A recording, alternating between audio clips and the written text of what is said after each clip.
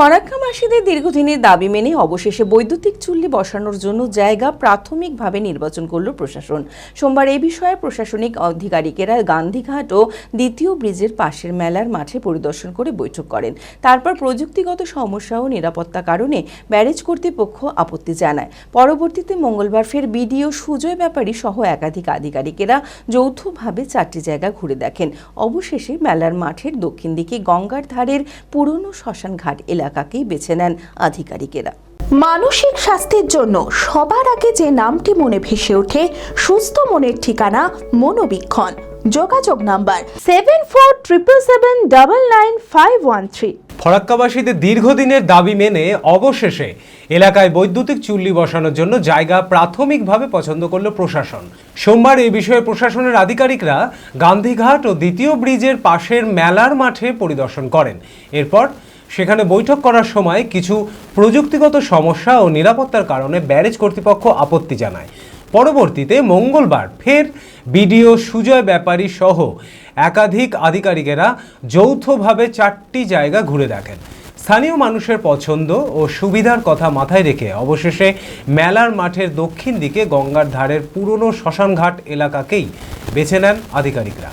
এই নতুন শ্মশানের জন্য বরাদ্দ হয়েছে 2.5 কোটি টাকা। 2 মাসের মধ্যে কাজের আশ্বাস দেন আধিকারিকরা।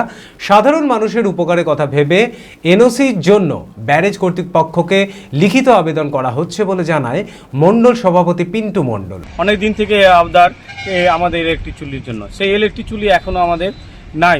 সেই ইলেকট্রিক চুল্লির জন্য যে এনটিপিসি সেসার থেকে কিছু সহযোগিতা করছে, তার জন্য আমরা চাই যে আমাদের ইলেকট্রিক চুল্লির জন্য যে 4 জায়গায় আজকে ভিজিট করলো ভিডিও মহাশয় বললো আমরা যে আমাদের ফারাক্কা ব্যারেজ প্রজেক্টের ম্যানেজারকে ব্যাপারটা নিয়ে নো অবজেকশনের জন্য লিখিত দেবে। আমাদের পার্টির পক্ষ থেকেও আমরা লিখিত দেবো, কারণ এটার জন্য ভালো হয়। তার জন্য কারণ এলাকাবাসী দীর্ঘদিনের দাবি আছে ইলেকট্রিক চুল্লির জন্য। অন্যদিকে পঞ্চায়েত সমিতির সভাপতি উম্মে তুমিমা জানান, ব্যারেজের অনুমতি মিললেই আগামী 2 মাসের মধ্যেই কাজ শুরু হয়ে যাবে। ইলেকট্রিক চুল্লির জন্য আজকে আমরা গিয়েছিলাম, আমি গিয়েছিলাম, বিডিও সাহেব ছিলেন, বিএলওরও ছিলেন এবং পঞ্চায়েত সমিতি কর্মাধ্যক্ষ ছিলেন। 4টা জায়গা ঘুরেছি।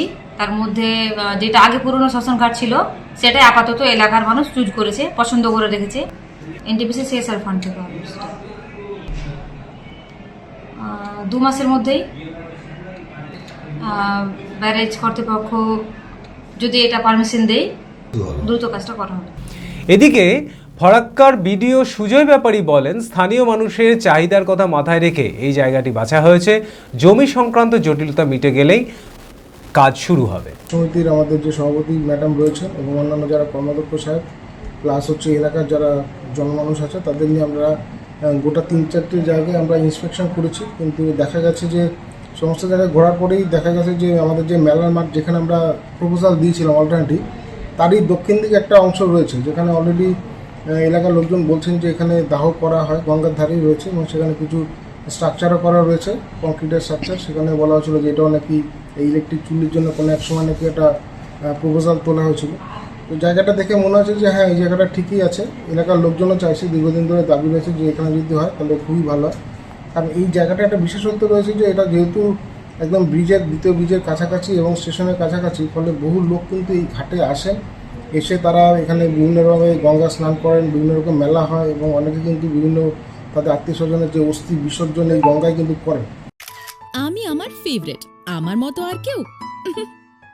চঞ্চলতা তার কথায় কথায় জীবনে মিশে রঙ ভরায়, চুপি সারে মনে সে সাদে সবাইকে পাগল করে।